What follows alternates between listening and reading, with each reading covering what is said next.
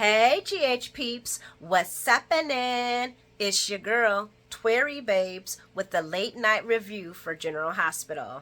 Today's date is January 23rd, 2024, and it is Taco Tuesday, Taco Tuesday, Taco Tuesday. And unfortunately, Twary did not get her any tacos. Yep, because I worked late on a forever long call, and it was just basically I didn't get no tacos. Okay. And I'm hungry for tacos now. I did eat, yes, but it wasn't tacos. Hope you guys had a good Taco Tuesday. Hope you guys got some tacos. How was GH for you guys? Was GH GHing? Any feels? Any thrills? Any what? Like when Martin left Lucy? I was there for that. Yep, that gave me some feels. It definitely did. Lucy's being an ass. I'm gonna say it. She's being her normal dimwitted self, and she's shooting herself in the foot. And if they're making this whole entire big thing for her and Scotty to get back together, then come on. Do we have to drag Tracy and Martin through this with them and their foolishness? I just think it's a waste of time, and I'm kind of annoyed by it. I'm gonna be honest, I'm just kind of annoyed by it. Oh, and Jordan and Anna working together. Hold on one second, guys. Jordan and Anna working together. I'm not even gonna lie to you. That's everything to me. And they're getting closer to figuring out what's going on. And who's the guy behind the door? Who is the WSB guy? And is it Taggart? Can it be Taggart? We want our Taggart back. I'm sorry. I don't see why the GH people ain't hearing us. Bring us back our Taggart. This whole entire... Ooh, guys, every time... I'm sorry. I don't have anything against Darnell. He's a beautiful man with ugly feet. Y'all seen them feet? That was another highlight moment. Them feet. Boy, if you don't wear no right size shoes... Okay, let me stop. You're going to be like, Twerk, that ain't no highlight. Y'all seen them toes, girl. Y'all seen them toes. I'm sorry. I don't mean to keep saying girl, because more than one, men watch it too. Guys, y'all seen them feet. Now, men, y'all tell me, is that from wearing too tight shoes? Men is on this. I know men follow me. Come on. I need some answers here, because I know what happens to women when their feet look like that. It's because them heels is too small.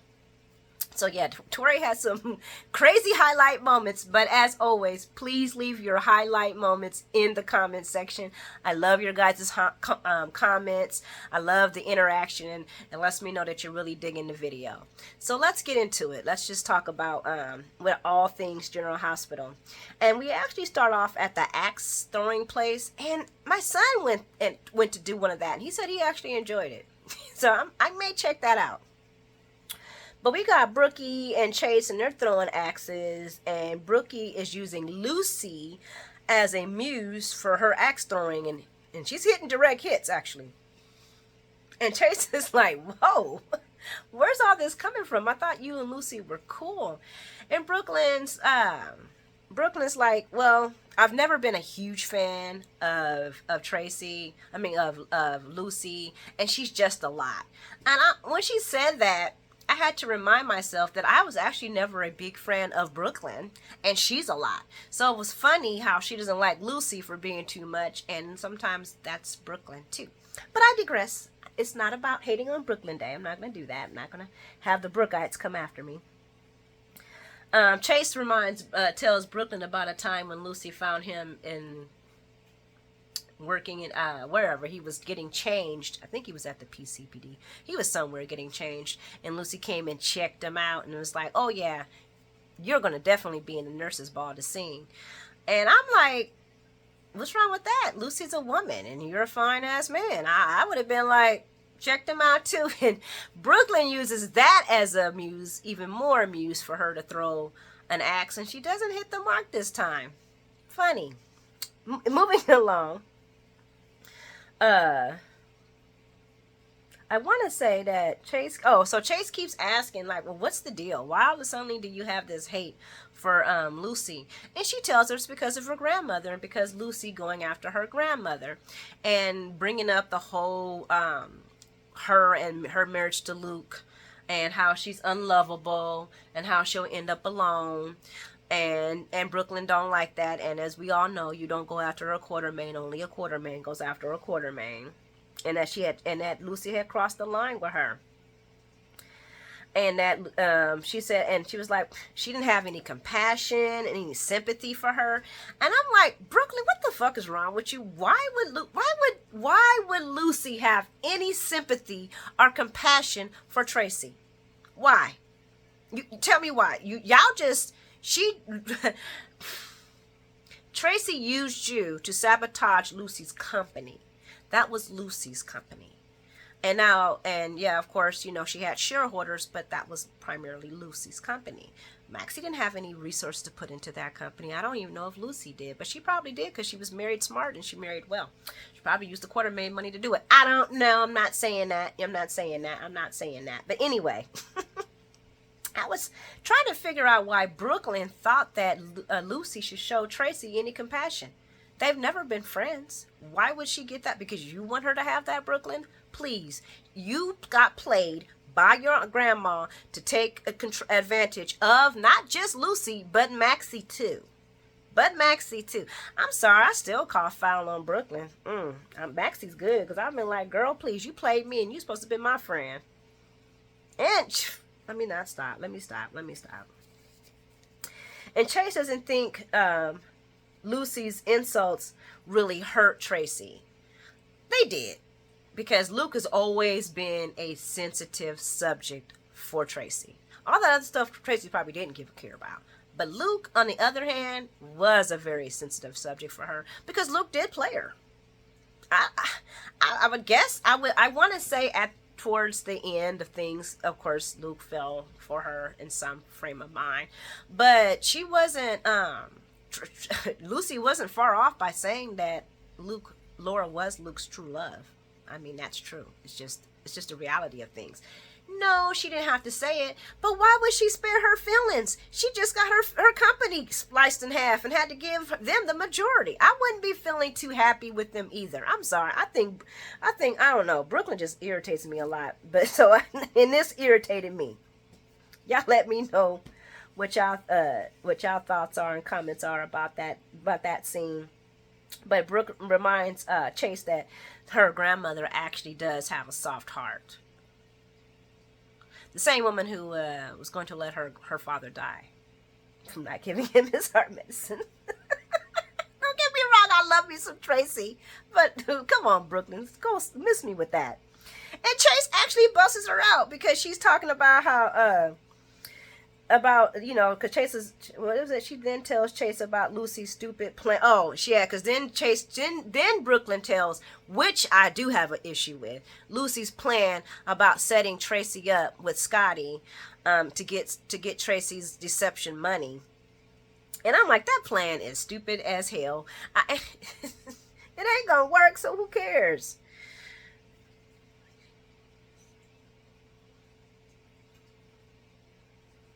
And she talks about how Tracy's seen right through the plan. And I'm like Tracy can't see through you in Lois's plan? You don't think Tracy sees through you in Lois's plan, Brooklyn? You really think you're pulling one on your grandmother?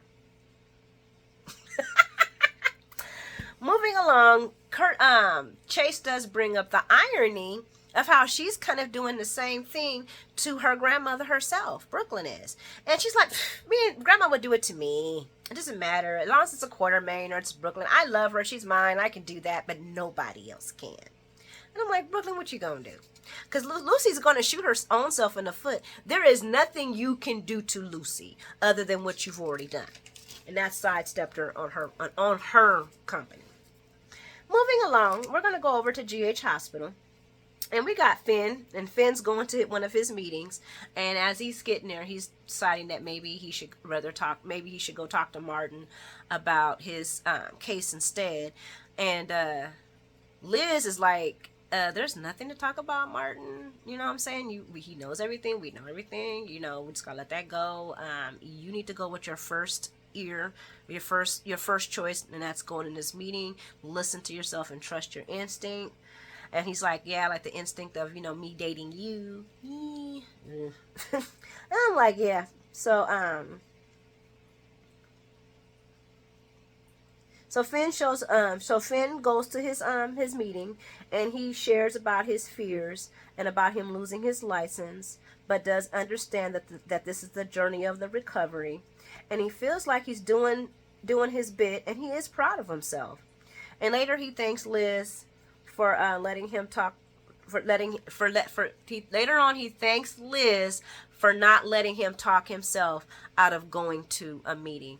And as much as I do not care for this couple, I like the fact that little Finn does have a supportive woman, because that's if nothing else, Liz is very, very supportive.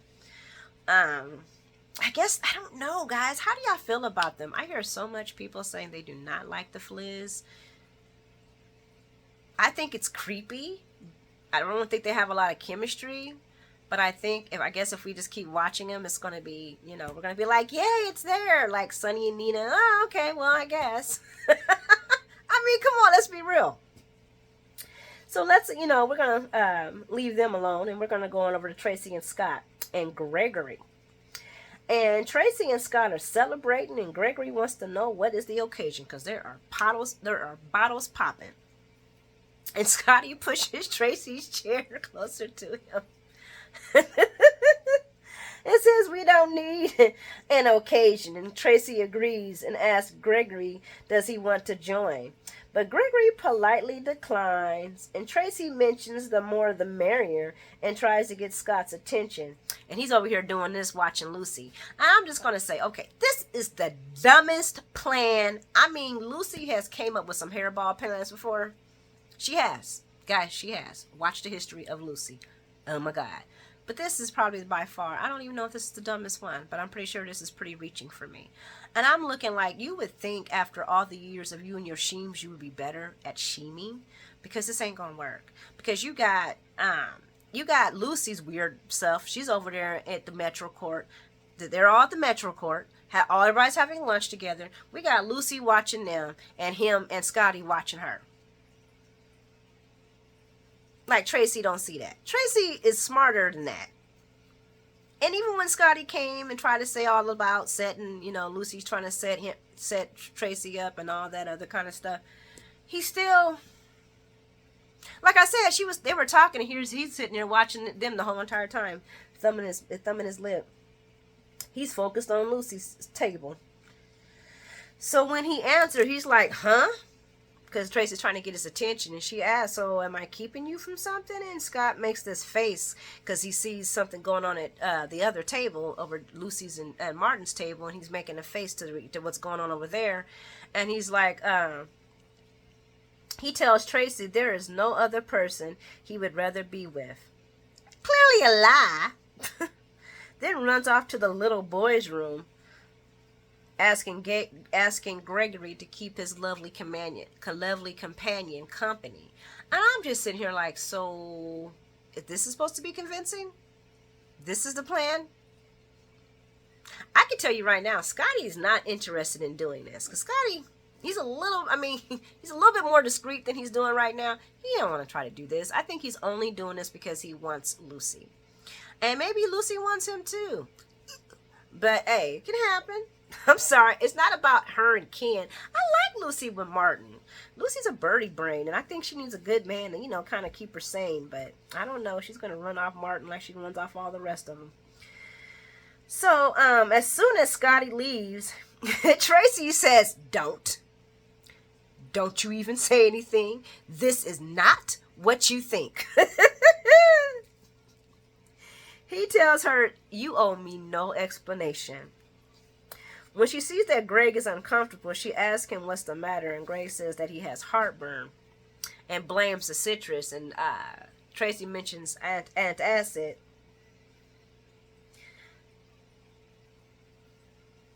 But when she leaves I was going to talk about Lucy and Martin, but I'm going to say that for later. When she heads out, she sees Gregory bent over on the couch, barely able to move, and he tells her, I can't move. I can't. And I'm just like, is this man going to make it to the wedding? Damn. I mean, the wedding is next month, and you know how GH moves. Slow.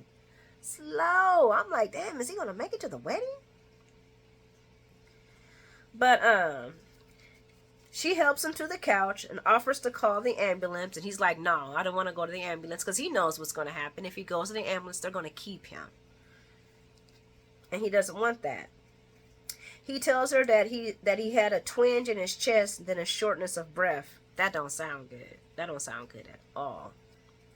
Tracy shows love to him though, and supports him, and he tells her he needs to stay strong for the wedding. And Tracy tries to distract him with, her bickering with Lois and Liv about the wedding. And he's telling her to stop it and stop all of this bickering. And we need to be focusing on these two beautiful people getting together and finding themselves. And we can't be having all this anger and bickering going around in the background. Everything has to be perfect. Because it's his son. He wants him to be happy. And then she tells him okay. And he realizes that she basically was riling him up to distract him, because now he's breathing better and he's feeling a lot stronger. And she tells him that she's going to have Yuri come pick him up, and he's like, no, you don't need to do that. And she's like, well, he's coming. We pay him for that. Well, Monica pays him for that, and I had already told him, and he's on his way. So and nobody can argue with Tracy. Once Tracy makes her mind up, that's it. So then we're going to go on over to Lucy and Marty, and this is my favorite. I'm sorry, I like Lucy, but I'm just tired of her crap, man. She's just really been. She should have stood out the way and shut her freaking mouth and helped Brooklyn take the company back instead of doing her own bird brain plans. Lucy and Marty. Martin is given a look at the same time while she's over there going back and forth. Martin looking at her like with utter disgust, and I was with him, because you can't even play it off. This is how bird brain you are, Lucy. You can't even play it off. How old are you? How old are you, Lucy? Damn. She tells him nothing's going on, but Martin's questioning why does she keep looking at over there to the other table then? Because she's talking to him, looking back, talking to him, looking back. I'm like, yeah, she deserves to get dumped. Yeah, I can feel that. And she's telling him, well, there's no reason to be jealous. He says, but you keep looking at him. And then Lucy explains that she had an unrememberable moment, but that's it. And Martin brings it up, yeah, but it keeps happening. Y'all keep having these moments. It's becoming a habit. He asks her if it's nothing, then why does she get scrunched up? I love that part. Why do you get scrunched up? I'm not scrunched up. Oh, I see scrunchiness. Oh, Lucy then tells Martin that she sees insecurity-ness. Not a good look either. She then excuses herself to the ladies' room.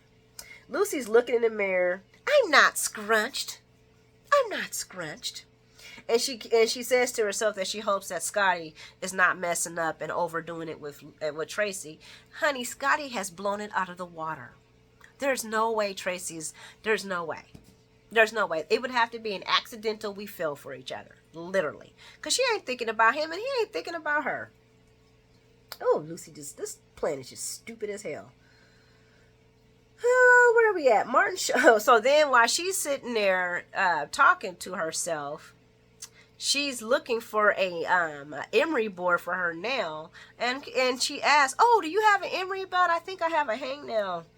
And it's Martin. And she's like, what are you doing in here? This is the ladies' bathroom. And he's looking all around and he says, I want to know the truth. I want to know the whole truth about what's going on between you and Scott Baldwin. Now, this would have been our girl's time. This would have been Lucy's time to tell the truth. But what does Lucifer do?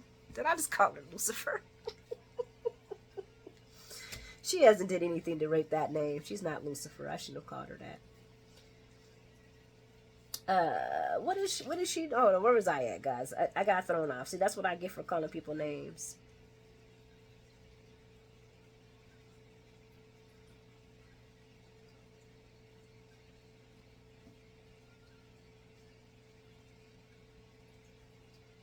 Oh, he says he wants the truth and tells Lucy that he thought she was different and brings up his toxic history with women and exes, emotional blood battles, and she was supposed to be different. That you love me, for me. And Lucy messes. Oh, this is why I wanted to read this. Lucy says, I did.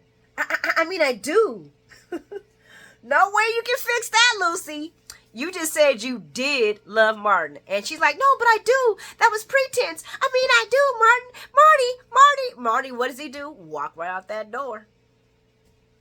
Thank you. I'm so happy.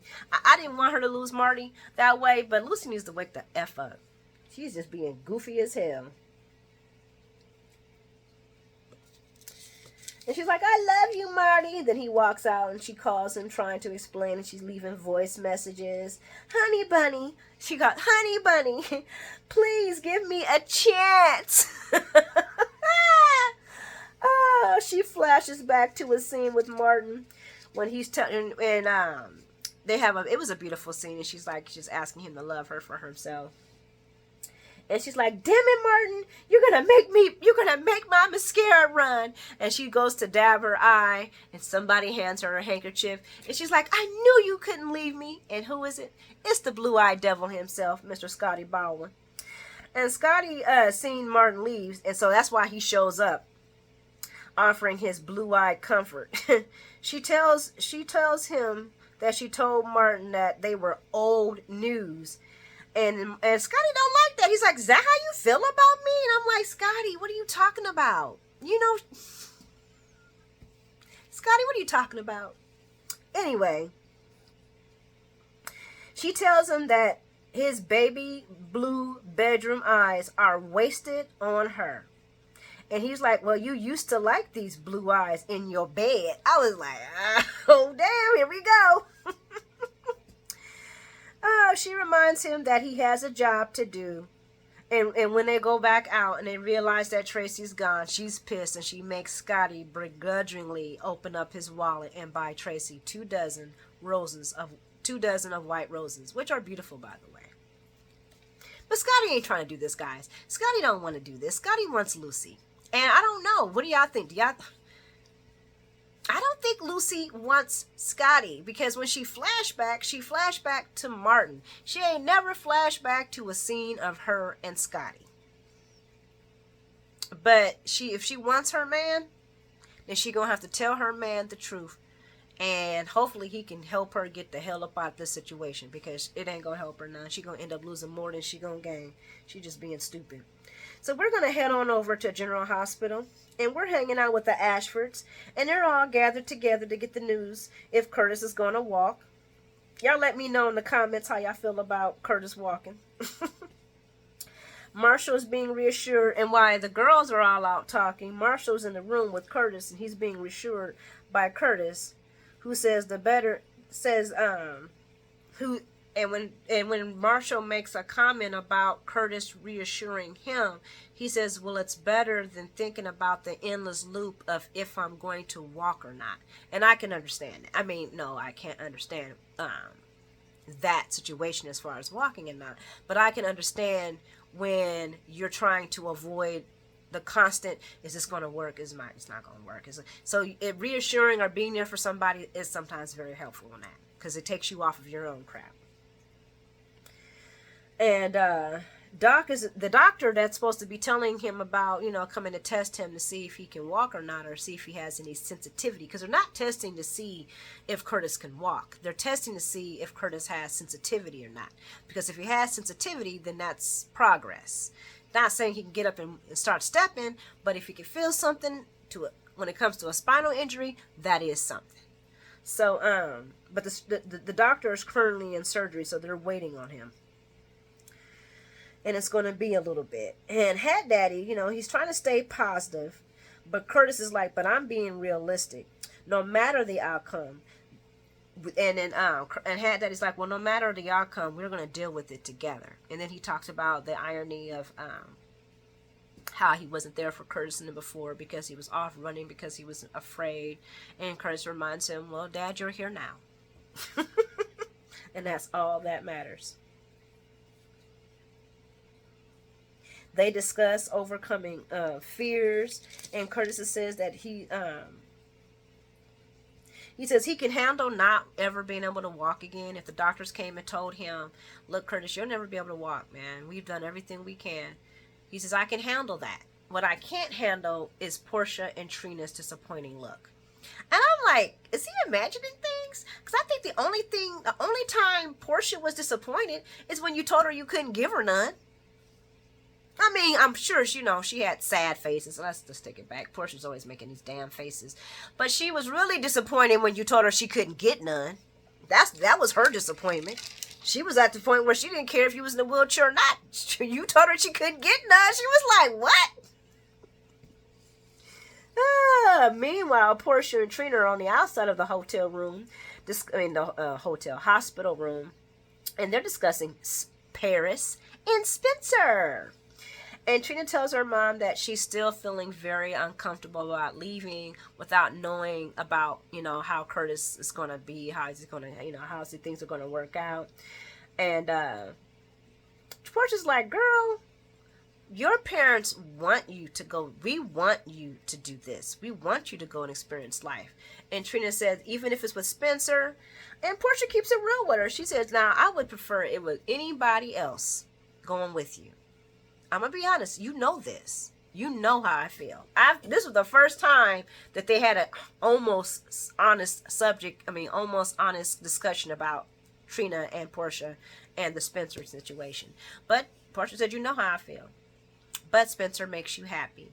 And when one day, if you do have kids in the future, you're going to see the same thing, that we just want our kids to be happy. And that is true. We do. We want our kids to be happy, but we also want them to be good humans. You know what I'm saying? I just don't want you to be happy and being out here being a dick to everybody. Let me see. And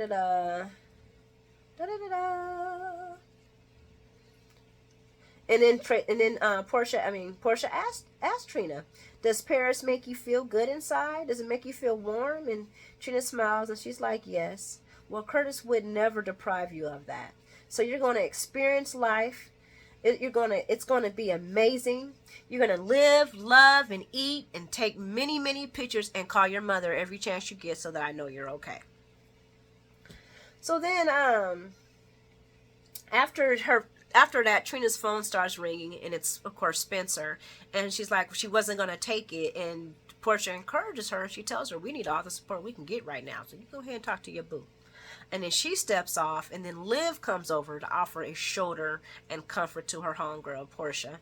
And they have a really beautiful moment. Portia's talking about how because she couldn't talk about anything after the marriage, the dance before the marriage. She could only talk about the wedding rehearsal because there was no marriage after, because you know what happened. That's when Curtis found out that Trina might be his kid. So there was no dancing after the wedding. But she talks about how they danced at the wedding rehearsal, and how she now realizes that may never ever happen again. Guys, did y'all think Portia's grief was real? There was not even a tear rim in the eyes. I mean, her face made the, but I didn't see her. Y'all let me know. I'm not a fan of Portia, so that could be it. I could just be being hard on my girl. That damn weird girl. I don't know what to say. Anyway, we gonna move on. Cause meanwhile, Hat Daddy brings up him and Aunt Stella's moment, and I almost threw up. Literally threw up. Okay, I'm sorry. Some people can be like, that's cool. I'm a sister. We don't do that. My sister, you know what? It was so funny because some of my sisters who actually watch my show, and they agreed. That's disgusting. Sisters don't do that. That's a code. It's a code. You never, ever, ever, ever, ever, ever, ever, ever, ever, ever, ever, ever do that. You don't mess with nobody. You don't mess with your girlfriends, man, your homegirls, man, your person that you just know casually, man. You don't mess with that. You don't do that. Once they know, and but everybody has their opinion. But to me, it's gross. Literally, like they can't find them nobody else. What happened to Phyllis? He can date Phyllis. He tells her, I felt something, and I believe you do too. I was like, literally, his whole entire coming at her made me feel weird. And you know what my girl Stella says? She says, that is something that can never, ever, ever be. Now, I'm pretty sure they're going to have a flashback, or they're going to have her sitting there, thinking about this, and her sister Irene's gonna say, "Oh, honey, you go ahead and have your fun, honey. I already had my fun, honey. You know what I always say, live and let live." Bullshit. BS. BS. I'm sorry. I have to call BS on this. BS on this.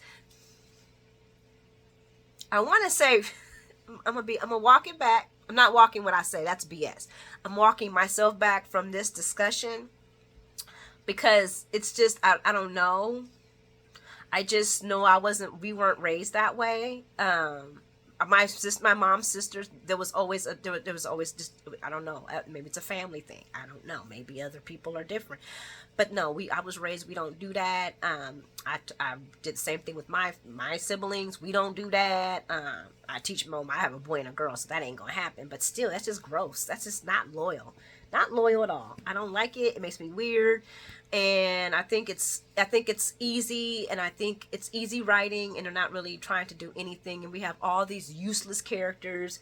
Why can't they have a love with somebody off screen? Why does it have to be that? And who's writing these scripts? Well, let me shut up. That was wrong to say. Let's just move along, because we know these people are not coming after a couple of months. A month, they won't be here no more. They gone. Yeah. That's not accurate. Okay? That's not, I don't know. I want to say, I'm walking it back.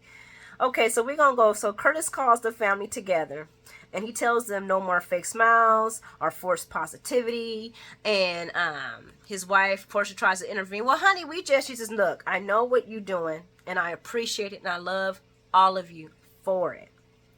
But we need to be okay with no matter if I walk or not. We need to be okay with this. And he also wants them to know that it's okay to be scared. And no matter the answer we all get, we have to agree, we have to accept it, and we have to move forward. Because I know for one thing, ain't nothing hold me down. And I was like, okay, Curtis, that's the first time you spoke with fierceness. The first time, bro, since I can believe it. So the doc shows up and uses the good old safety pin first on the lower foot. Nothing. Then he goes up to the second top of he does the second prick on top of the on the top, not the top of his foot, but higher up on his foot, and he can feel it. And I was like, ooh, them toes is fugly. Everybody was sitting there celebrating. Yay, he can feel it, he can feel it. The doctor's like, well, that doesn't guarantee that you can walk, but the feeling, he says, I don't care, I can feel it. And I'm like, them toes can feel it. Them toes can feel that you need to get a bigger shoe, bro. That you wearing them too small shoes trying to impress, I don't know what. I thought big feet was a big thing for men, like big feet, But I guess not, because these men wearing too tight shoes. I'm like, Curtis, now you got all that money. You can't buy no shoes that you can afford. Them toes looking like that. And I am not a toe person. I'm not trying to say that my toes is beautiful, but them things was gnarly. That was the only thing straight was his toe. The rest was like that. I was like, what in the hell kind of? I would have been like, okay, I want a prosthetic foot to be put in my foot. Y'all are not about to show these busted old feet. I can't help myself. Let me stop. Okay, so we gonna go to Jordan, TJ, and Anna. And Anna asked TJ, has he seen his mom? And he lets him know that she lets him know that she was a no-show for drinks, and now she ain't returning none of the voice messages that Anna's left. TJ tells her no, and then he tells Anna about his mom investigating Curtis's shooting, and that she finally got her first lead, and that she promised him that she was going to be safe. But now they're both concerned because there's no Jordan. And I ain't gonna lie, so was I. I was like, oh gosh, don't do this to the J, not Jay Bird. And as they discuss Jordan not using backup, and her son's like, well, what if she took a calculated risk, and she's over her head because this is about my uncle's shooting and this is personal for her. And Anna's like, well, that's possible. And then TJ's like, I'm calling the po-po. And I wish he would have said, I'm calling Taggart. Because Taggart was her partner. That's just ridiculous. Anyway. Just then, Jordan walks in through the door with the same clothes on. That's the first thing I noticed. I was like, ew. I know you got to be uncomfortable. But, she's got had fresh clothes on. But, just for a woman, oh, not comfortable at all. And they both they both tell her how they were worried about her. And TJ mentions that she has the same clothes on. And he says, where have you been the whole time? And Jordan's like, well, that's, very spot on for my son to see that I'm having the same clothes on. And Jordan tells them that she's been going nonstop and hasn't had a chance to change. And TJ fires back, so you haven't slept? And his mom answers, Jordan, I plan on doing that very early tonight. And then TJ fires back, it's about this new lead on Curtis's shooting. And that's when Anna's like, okay, I'm about to jump in and help my homegirl because I see that she's in an uncomfortable situation. She's trying to avoid her son's answers, and she's trying to not get him worried. So Anna jumps in, telling Jordan that she got concerned when she missed the drinks, and then the radio silence, and that she had just went to TJ to ask if he had heard from her. And Jordan apologizes and tells him that she didn't mean to have everyone worried and that she's fine. And TJ's like, okay, well, you promised me you're going to be safe, right? She's, I'm going to be safe. I'm fine. I'm good. And I'm like, how did TJ fall for that? I wouldn't have fell for that. I would have been like, Mama, please. I know what kind of woman you are. You got the same clothes on. But I guess, the situation with Curtis is kind of like, let me make sure that my uncle's good. So TJ leaves to go check in on Curtis, and Jordan offers her encouragement for a good outcome for Curtis.